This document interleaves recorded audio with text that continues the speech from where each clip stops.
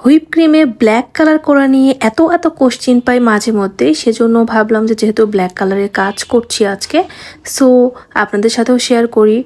তো কিছুই না, এখানে হচ্ছে আমি ট্রানজের অয়েল বেস যে ব্ল্যাক কালার সেটা ইউজ করছি হুইপ ক্রিমের সাথে। আর অবশ্যই একটু পরিমাণে বেশি ইউজ করতে হবে, কারণ যে কোনো ডিপ কালার করতেই তুলনামূলক অনেক বেশি কালার লাগে, আর সেখানে ব্ল্যাক কালার নিয়ে আসার জন্য আরও একটু বেশি পরিমাণেরই কালার ইউজ করতে হবে।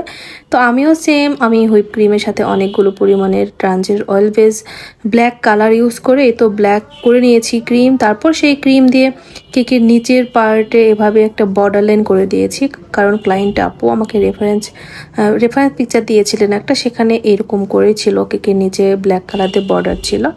সো আমিও করে নিয়েছি। তারপরেই তো আমি গোল্ডেন লিকুইড কালার, এটাও কিন্তু আমার বানানো লিকুইড কালার, মানে হচ্ছে গোল্ডেন ডাস্ট কালারের সাথে আমি ভ্যানিলা এসেন্স অ্যাড করে এরকম গোল্ডেন লিকুইড করে নিয়েছিলাম।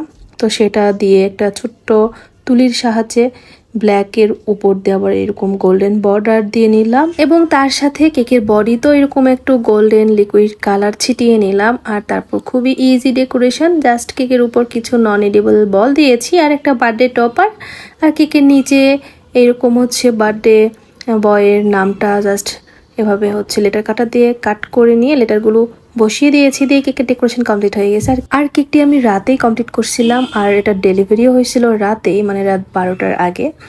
সো আমি দিনের বেলা এটার কোনো ছবি ভিডিও নিতে পারি নাই, যা ছবি ভিডিও নিয়েছি রাতেই নিয়েছি।